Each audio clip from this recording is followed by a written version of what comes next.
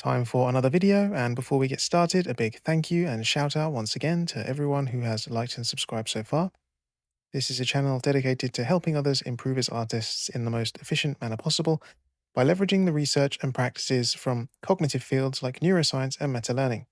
And today I'm going to be repainting my Street Fighter benchmark painting. The idea behind this is fairly simple, but if you're new to the channel, I spend 1 hour a day studying painting and drawing. And every 200 hours or so, I try and spend longer on a finished piece to test how the hours of study have impacted and hopefully improved my skills and abilities. I have done this painting 2 times so far. The first time was just to see what my base level ability was, and it was still a painting of 2 recognizable characters, but it lacked any sort of compositional awareness and I had no clue how to digitally paint, how to approach color, etc. at that point. For the second attempt, around 6 months later, I'd improved a bit, especially in terms of my understanding of digital tools, but I suffered from some serious errors. The biggest things that people pulled me up on were the fact that the poses are fairly meaningless, the color and lighting is not great and is missing some fundamental rendering points like colored bounce light, the anatomy and facial expressions were a little bit funky, and the rendering was patchy and not very clean. I tried my best to give these issues some attention again over the previous 6 months or so, and now it's time for my third attempt at this painting. I've been using Photoshop a lot more to figure out how to paint with it, and I feel that I can produce something with more appeal this time, so let's see. Last time I spent 8 hours in total working on this piece, and I'll see what I can do in a similar sort of time frame. Let's get started. I like to work smarter, not harder, and so I wanted to quickly start by talking about how the knowledge I have acquired since last time is going to help me do that. First up, I'm going to try and use an artist as a guide and sort of apply the way they paint to my work and see if I can get something that looks like their work. If you don't know what a senpai image is, it's just a work by an artist who's better than you, an artist you admire, and you're using them as a guidepost to try and emulate. Much like anatomy exists on a sliding scale of detail, so does painting detail. Last time I used a 6 more vodka piece as a guide for the level of detail and rendering, and those paintings are incredibly complex. I've been studying the work of a lot of artists since and just wanted to show you a couple of others to demonstrate what I mean. This is the work of Max Grech, and while his work is still rendered, you can see that it doesn't have the same level of detail and render complexity that the 6 more vodka painting does. I bet it didn't take anywhere near as long to paint, but it still looks good, right? In fact, I would say that these somewhat more discernible shapes actually help to get across the fairly stylized look he goes for in his paintings in a better way than the 6 more vodka painting does. Some of his paintings are rendered more tightly, like the 6 more vodka pieces, where he must spend more time working in and pushing the forms, but some of them are painted with no real transitions or blending whatsoever, in more of a cel-shaded style. Can you see how we then do not have to be as laborious as the 6 more vodka guys and still get good results? If you're a beginner like me, I think it's better to try and aim a bit lower with the way you choose to paint. You'll get more paintings done, and as you get faster and gain more understanding, you can eventually push more and more until you can achieve the sort of level of detail that the 6 more vodka paintings have. This is work by the artist Woon Young Jung. His paintings are quite different again. In fact, he doesn't even render some of them at all. He just uses completely flat islands of color with no blending and no transitions. And they still look good, so maybe you don't even need to render your work. You can see that when he does render, it's more cel-shaded, and he's painting on jumps between values with no real transitions. The interesting thing about his work is he actually keeps everything really bright and saturated. Even when he paints a shadow, it's almost glowing with light and color, and his paintings look really interesting when you convert them into black and white. You can see that the lighting is a little washed out and high exposure, because there aren't really any dark values present, yet the forms still read well. This is because all of the forms in his paintings are illuminated by bounce light. The point I'm trying to make here is that there are many different levels of detail when painting, so find one that you like and try to replicate it. I'm going to be loosely using Max Grech as the senpai for this painting attempt. The next thing is that since my last attempt, I've learned a bit more about composition, and not so much in a narrative sense, but more in terms of how to practically place the subject on the canvas using subdivision and diagonal lines to make something which is either very formal and graphic, or a lot more informal and asymmetrical, yet still pleasing to the eye. This is a fairly abstract concept, but Andrew Loomis has some really cool demos of it in his book Creative Illustration to show you how this works, so let's try the same thing for this painting. In short, we just subdivide the canvas up into diagonal lines and use those to place the subjects. So now we have a couple of things we want to improve on based on the things that went wrong last time. Writing a small to-do list like this before starting is a great way to stay focused. I cannot focus on improving every aspect of this painting, so I'm trying to work on the biggest two things that I think will make my work jump up the most. Other things I'll be paying some attention to include the technical skill aspect of the work, that is, how I paint and how I make things look smooth or depict forms, stuff like that. There will, of course, be mistakes in this by the end, but that's cool because we'll just address those next time. If I try to paint everything as good as I can, I'll probably actually not do that well. As you can see, I only pick a handful of things to really push on. Adjusting cognitive load means making something easier or more challenging to help you find the sweet spot where it is a challenge but not so difficult that it causes you to quit. It's a bit like matchmaking in a video game. If you go up against some sweaty players, you'll rage quit, but equally, if you get placed in a server full of new players, you won't learn much by wiping the floor with them. You need to be challenged, and here I'm manually controlling that load to put the right amount of pressure on me to initiate a good amount of growth. If you imagine a graph with a difficulty level for each aspect of painting, all this means is that I'm going to make aspects like the composition a bit easier, which allow me to maybe dial up the rendering a bit. I still get to work on the new ideas I have for composition, but I'm using them to make an easy composition. And it's the same with the drawing phase. If the drawing is poor, then the painting on top will never look good. So by making the composition and drawing parts easier, I can then push the painting stuff more using the newer knowledge I've picked up to try and make a much stronger painting than you have seen me achieve previously. If you've never heard of this cognitive loading thing, I'm working on a video that explains how to do it, but really it's just about being aware of what you find hard, what you find easy, and trying to set up the painting or drawing session to force you to be challenged in some specific way. Let's start by spending a little bit of time planning the image compositionally. I usually like to make quite dynamic shots, and I did consider doing that this time, but I thought that keeping things simpler meant I could work more on rendering and realizing a better overall end result. So I'm going to make what's known as a formal composition, underpinned by a very simple grid. As I said, I learned how to do this from Andrew Loomis and his book Creative Illustration. If you want to know a bit more about it right now, formal versus informal compositions, I touch on them briefly in this video. I just want to have the two characters facing us, and I'll try to place key parts of their anatomy, that is focal points like the face, at key points of this image grid, such as 2/3 of the way up the image. I start with a super rough sketch, and I'm just very roughly trying to place the characters and get the proportions correct. I'm happy for them to stray from real proportions a little bit into the stylized ones that you might see in comic books or anime, and the same is true of the faces. After sketching this out for around 30 minutes, I stop, and the reason for this is that I want to take a break so that the next time I look at this image, I'll instantly be drawn to any mistakes. In between these sessions, I sometimes spend a little bit more time drawing faces to get them more ingrained into my system, and so I might go away and do some studies of characters from manga or anime books to try and get a better feel for the shapes and stuff that are used to make the faces or features. I spend a lot of time looking at more realistic proportions, and I find it quite easy to dumb these down to simpler, more anime-like forms. But to really dial those in and internalize them, I also study them separately. I could, of course, look at images by artists I admire as I draw or paint, and that's how most artists work. But this time, I want to try and see if I can learn them so I can draw them with no reference. I'll probably do a final check of my lines against such images at the end of the drawing phase, just to really nail the forms I want. Remember, my goal is to eventually do this stuff with no reference at all, so although I will use them, it's also important to try and take every opportunity to work without them to internalize the information I need. Fastest way to do this seems to be alternate quickly between using reference and not using it, and being conscious as you draw. So don't mindlessly copy references and don't doodle. Instead, really learn the shapes or forms you want, and then try your hardest to reproduce them when you take the reference away. This takes a lot of mental effort, so don't feel bad if you can't do it at first or can't do it for very long. I usually can only manage about 30 minutes of this at a time. I am keen to get to the painting bit, so I want to get some finalized line art down quite quickly. I'm going to do this in hour 2. In the time since the last time I painted a finished piece, I've been doing things like master studies and looking at paintings by artists like Max Grech and manga drawings by artists like Yukinobu Tatsu.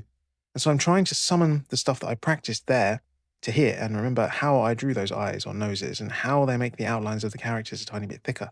I use a reference for the characters so that I can get things like the hair and outfits correct, but as you can see, everything else, like the pose, I'm drawing from my imagination. Things like the facial features, I'm trying to push the manga style a bit more, and this generally means for female characters, quite thick eyeliner type line weight around the eyes, but they tend to have this little extra crease above the eyelid. The eyebrows are usually simple shapes. The hardest bit for me to draw is actually the nose, and that's because I like to use my lines to model three-dimensional forms, and I draw noses in quite a lot of detail. But in manga and anime, they simplify this down to sometimes just a simple line. I use small lines to roughly suggest some sort of nasal structure, and I'm hoping that I'll be able to render this in a bit more detail when I get to painting. The next tricky part were the hair buns, and the reason for this is that I had to tilt the head downwards slightly, and that would mean a little more of the top of the head is visible. So the ellipse that the hair buns create where they join the head needs to be carefully handled. Those sorts of lines are the ones that will totally break the illusion and create a red flag to your brain if you get them wrong. The brain just knows that something's not quite right when it looks at them. As mentioned previously, I stop every 30 minutes when working on an image like this, and I just walk away for a while. When I come back, I tend to spot if there are any errors, like the ellipses on the hair buns. Another problematic area to draw were the hands.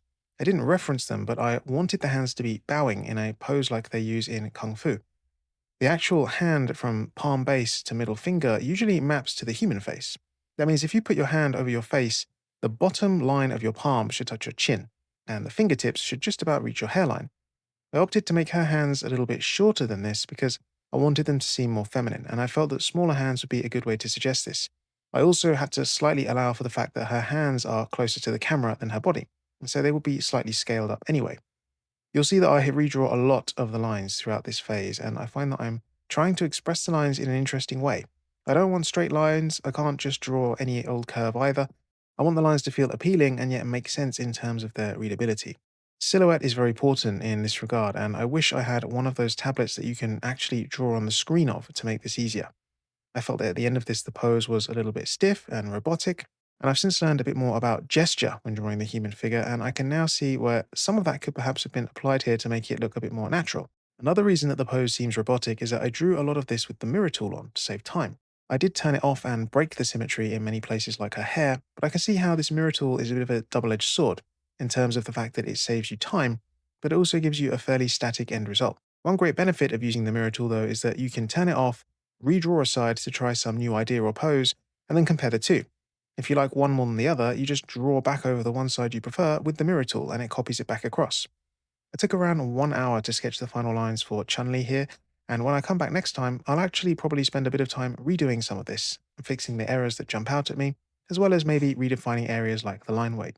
Areas that seem very flat, like the dress, will be rendered with more depth and interest when we get to the painting stage, but it's worth hinting at things like fabric folds using drawn lines while we're here at this stage. I opted to make Ryu look a bit younger and more athletic than the last time I drew him, and I actually ended up reining in the amount of anatomy I usually draw on the face, using less folds and lines around areas like the eyes, nose, and mouth. I might change this when it comes to the painting stage, though. The vast majority of his figure is hidden behind a Chun-Li, so I only really need to focus on his face, a little bit of his chest, his arms, and his hands. I'm starting to think about what I might want to have as some sort of background element, if any, and also what the lighting will have to look like. They need to be front lit, really, possibly from one side or slightly above to show off the shapes and forms that are present here. That's something I could start to play with now by testing some simple shadow shapes with some grayscale lighting tests. I start doing this by flattening the characters into some silhouette shapes, and this is a very tedious step, but it does have a couple of advantages. First, it lets me check the silhouettes of the characters. It also lets me check the composition as a whole. What's the first thing your eyes are drawn to when looking at this image? I want it to be drawn vertically along the characters, so I can use it to check that. Secondly, it makes it easier to select the characters and paint inside their outlines in the future. There are a couple of areas where the characters overlap almost exactly on the same spot, and these areas bother me a little bit because in my drawing experience so far, I've discovered that when any two forms overlap like this, one should very clearly be in front of the other. And these areas I'm talking about don't really have that happening. I'm actually going to leave it though, because I want to see if I can negate it by using things like hue or value when I paint instead. I'm considering it a sort of mini experiment within the painting. I use a 90% grey for the background, and then a 50% grey for Chun-Li, and 70% for Ryu. These are like placeholder values. The idea is to start thinking that Chun-Li might be slightly more contrasty because she's closer to us, and that Ryu will be slightly less contrasting because he's further away from us.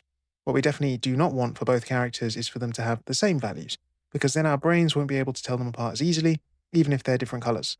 The difference only needs to be slight, but I think it does need to be there. It's important to bear in mind that I am not painting this all in one go. In fact, sometimes several days will pass where I don't even look at this painting, and I actually think if you aren't painting for a living, that's a really good way to disassociate yourself completely from the work you do and break it up into manageable phases.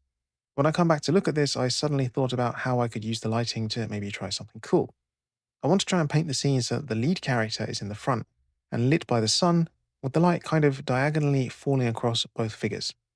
I started looking for images with similar lighting so I could potentially figure things out like how to handle the overall brightness and contrast. I had a sort of golden yellow light color in mind so that everything would appear warm and appealing. I also toyed with the idea of painting something like flower petals on the breeze around the scene as well. By the end of the painting, you'll see that this never happened. It's a great example of scope creep. In my mind, I have this cool idea, but I just don't have the skill to pull it off. I ended up working on a much narrower range of problems, but it's a good lesson to learn. When you're learning how to do this stuff as a beginner, you can't always get those sweet end results that your favorite artists produce, and there's no shame in that. It's just another step on the journey to being able to do it.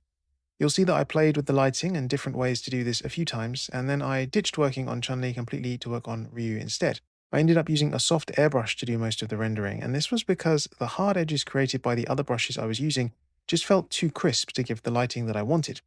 You can create a soft-ish edge with an airbrush if you make it small enough. So that's what I tried to do here, especially on textures and materials like the fabrics. I also used a big airbrush and tapped it in places to create the ambient glow that I wanted in some areas of the characters. This was done by making a layer set to overlay and then using pure white to paint with, but dialing the opacity of the layer down low.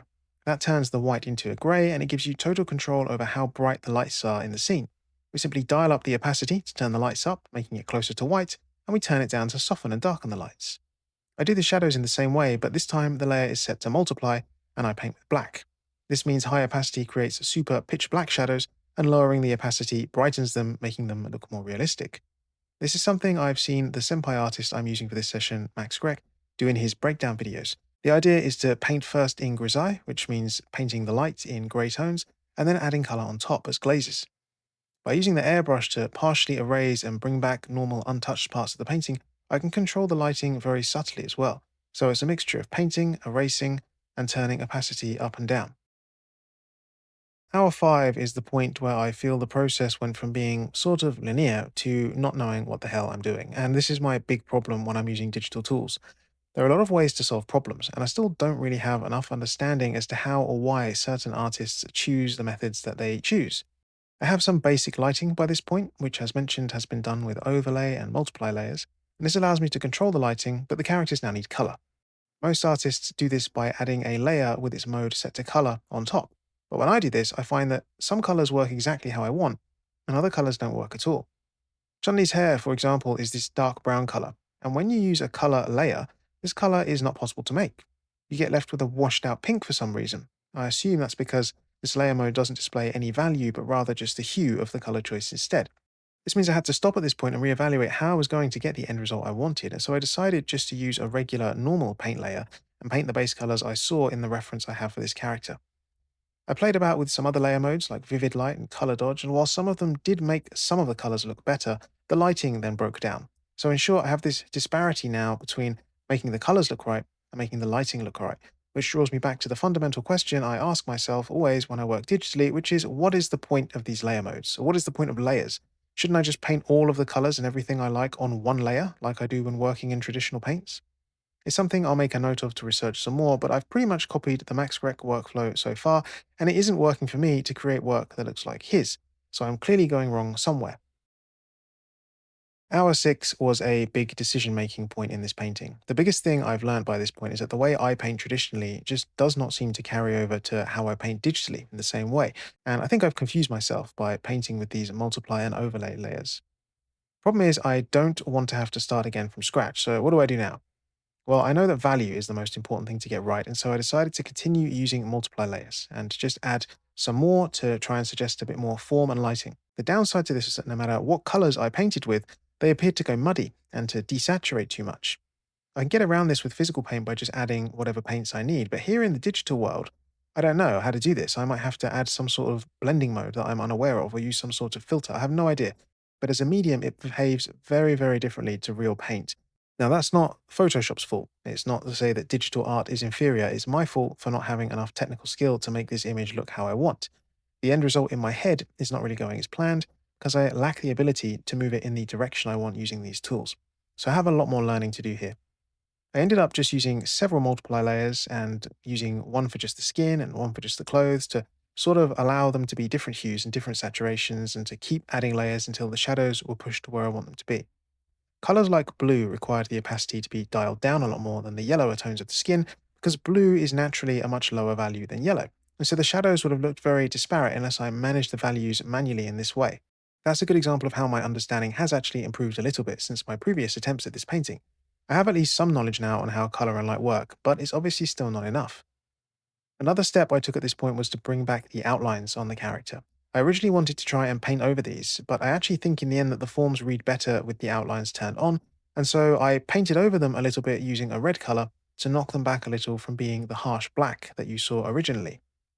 I also realized that if lines are to be included, that they need to be neater. So something I'll have to do next time is draw them much more precisely, or use a proper tablet that you can actually draw on the screen of, some sort of pressure-based drawing mode to manage the line weight better and stabilize the strokes more. By the end of hour 6, I've made a lot of progress on Chun-Li, but she still seems just really washed out. The exposure of the lighting and values isn't really sitting that well with me, so I need to try and lower these bright spots and integrate them more with the rest of the color scheme. I spent hour 7 pretty much flatting in the colors for Ryu and thinking about how I was going to handle the lighting using this ad hoc method of just dumping down multiply layers. One thing that crossed my mind here was which values to start with. What I mean by this is I could start with a middle value color, which is what I opted to do for Chun-Li, and then make that color darker or lighter by making multiply layers or overlay layers. The other option is to start very dark and then paint in the lights, or vice versa. The multiply layers that I'm using create darker values, which means I have a choice of either painting shadow shapes on these layers, or just painting in the entire layer that dark shadow color, and then erasing the bits where the light hits on that layer. And I think that at my current skill level, I prefer using the latter as an approach. I've heard the phrase before to climb towards the light, and I had that in my mind when painting this. So that means I was making everything very dark, and then I was painting in light by erasing areas of shadow for each layer. I hope that makes sense. It's probably one of those arbitrary things that you could do either way around. I have since learned that a good way to manage things like exposure in color paintings is to actually start with fairly muted middle value base colors and then build the shadows down from there and the highlights up from there. You then generally pick one to work more on than the other, which means you would heavily favor one by making it more detailed with more steps, and that will get you to the exposure you want. For example, you might just paint all the shadows in one big value using dark colors, but then make the highlights quite complex using a lot more colors to build areas of detail. And the end result will be a painting which is exposed for highlights. What you do not do is treat the shadows and highlights with the same amount of detail, because this leads to over-rendering. And I think that's actually what this painting suffered from a bit in the end. It may well be because I started with the shadows and then worked towards the light, and ended up going too far, meaning I gave everything in the painting the entire value range instead of carefully managing the level of exposure. By hour 8, I think this painting is pretty much not achievable, given my current skill level, and so my mind is pretty much now just in experiment mode. I'm thinking, what can I do here and what can I get out of this painting as a learning experience? And I decided to try something totally different for painting Ryu. Upon coming back after a couple of days away from this and seeing the colours on Chun-Li, they still looked too washed out and muted. I thought I was adding some good value contrast and hue shifts and bounce light and stuff like that, but actually now I see it looks a bit strange to me. So I'm going to paint Ryu using the same approach but try a few new things. I make a bunch of multiply layers, and then I pick the base color for something like the gi or the skin, and I simply paint in that entire area with what will now appear to be a darker color. That means the shadows are now composed of several individual layers, and I can erase the edges of them to transition between them and try to blend the shadows into steps. I was thinking that this was the sort of method that miniature painters might use. Anyone watching who paints Warhammer game miniatures might be able to help me understand this better. The approach seemed to work in that I thought I would get quite a lot of control over the lighting and be able to gradually build up the form that way, but it has a few issues. The first is that picking colors becomes very hard. If I accidentally pick a multiply color, that then gets applied as a multiply color. And what that means is that you end up with an even darker color on a layer that you don't want. And that was very hard to manage. So I ended up with some areas of these that I could not find in order to erase. I just had too many layers.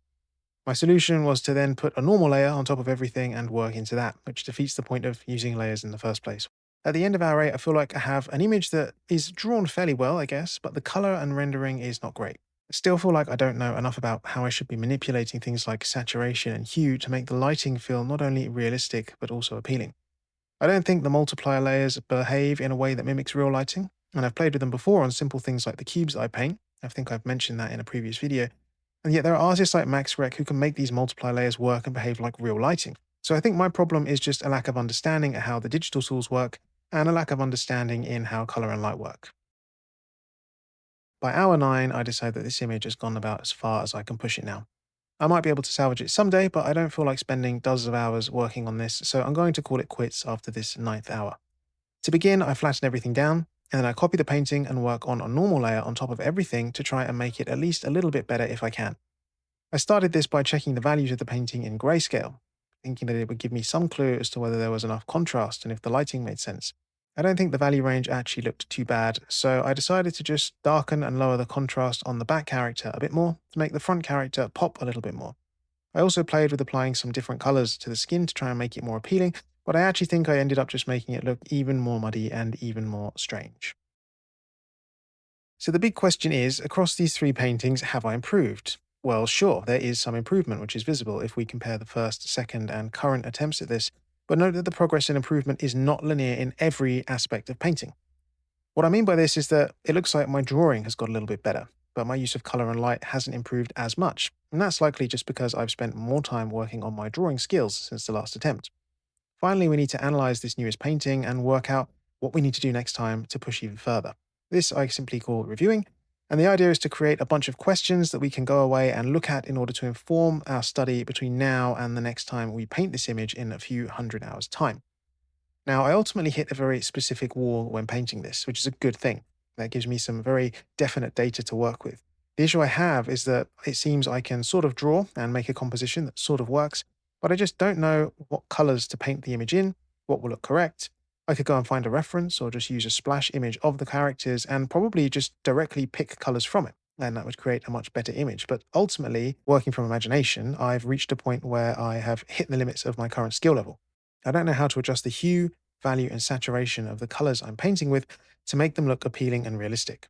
For example, here on Ryu's face, I'm sort of describing the form and some of the bounce light, stuff like that, but it just doesn't look correct. It seems very flat, it seems very boring.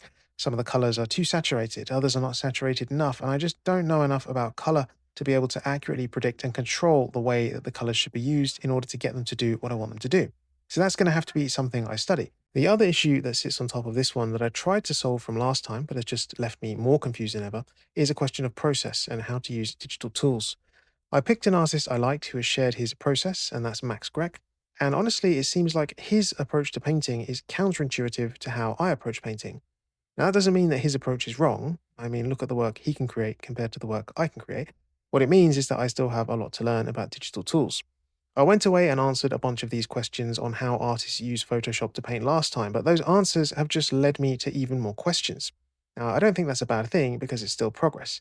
It means I have more specific things to go away and research now, like how do multiply layers actually affect any single color? And how does Max actually use things like adjustment layers to push and exaggerate his colors as shown in the difference between these two images? Some of these questions, though, are less impactful and they make less of a difference. So the next step is to order these questions into a set and work out which single ones will make the biggest difference the fastest. For me, the lack of an understanding of color and light seems like far more of an issue, and that will help me in painting digitally, traditionally, and in understanding the work of artists like Max. So I'm going to opt to study this in more detail first. The digital process stuff I will look at, but far less, say a 90 to 10 ratio in favor of learning more about color and light. The composition aspect of this was very basic, but I felt that limiting it to being basic was a good call. Maybe next time I'll try something a bit more complex. The drawing aspect of this also went fairly well, but I really just like how the lines ended up being a bit soft and messy. I've since found out that Clip Studio Paint has a brush called a G-Pen brush, which a lot of artists use to make these really crisp tapering lines, much like using a real G-Pen, and yet Photoshop apparently has no brush that compares. I don't see how that can be, but I'm going to have to go away and look at how other artists using Photoshop get their lines so crisp and try to replicate that. The shortcomings in things like anatomy are being studied anyway in my regular training schedule, so I won't address those here. I felt the anatomy wasn't too bad, but it's all stylized anyway, so I can get away with quite a bit. The clothing and how the folds of materials work were a struggle. This is something that I've never studied before, so maybe I should spend some time looking into that too. From this introspection and critical look at the work we've produced so far, we can form a snapshot of where we are on the art journey and see what the next step is. It's like stopping to look at your map and check your compass. What we want is a small handful of very meaningful questions that will address the biggest issues we currently face. We will not try and address everything. I like to have one major question which will form the backbone, the major area of study, and then some ancillary questions that would be useful to know, but that I care less about in the grand scheme of things. They would make a difference in skill, sure, but not lead to as much of a skill increase. So here's my list of questions. Firstly, how can I learn to predict the way that saturation and hue change on the materials I paint as the value changes? And that's my daddy question. That's the big one. If I can chip away at that, then I should become a very skilled artist. It's not too vague and it's not too specific, which is good. And if I can learn more about this over the next 200 or 300 hours, the next time I try this painting, I should see some gains. The other questions would include things like, how do other artists stick to or deviate from using color this way to make their work have more appeal and visual interest? How do artists like Max Grech actually use things like multiply, overlay, and adjustment layers to paint? And how did they learn what those layers will do? How do they predict how they will affect the painting? How do other artists get their line art so tight in Photoshop? Should I paint a background first and then use that to light the characters? Note that these questions are more specific. They're useful for sure, but any one of them won't be guaranteed to make me a better artist. They're just techniques, and we should always favor the study of big, broad, general, abstract, foundational, fundamental concepts over specific techniques. The way I'll study these and make these improvements is covered in my other videos, but it essentially means scheduling specific practice every day and working from books. The system I've developed for doing this within 1 hour a day and still making big gains is on screen now, so if you have not seen it before, click that video. I hope that helps you to understand the way I think about skill development, especially for things like art. Please try it for yourself, and you'll see that as you take ownership of the learning process and become conscious of it, you'll absolutely skyrocket in terms of ability. Thank you for watching today. I know these aren't as insightful as the other videos I make, but I feel that most artists just show time lapses of their paintings to music, and I wish that more of them would talk about the decisions they make as they paint and share how their paintings came to life. So that's the gap I'm trying to fill here, but I'm doing it as a beginner, as someone who is learning to do it like them. Videos like that are out there, but they tend to be hidden behind a paywall, which is fair enough, I suppose, but I prefer to be transparent and share everything I'm doing with you as I learn it. I'm trying to get ahead in my daily studies at the moment to free up more time for making these longer videos, so hopefully I'll see you back here soon.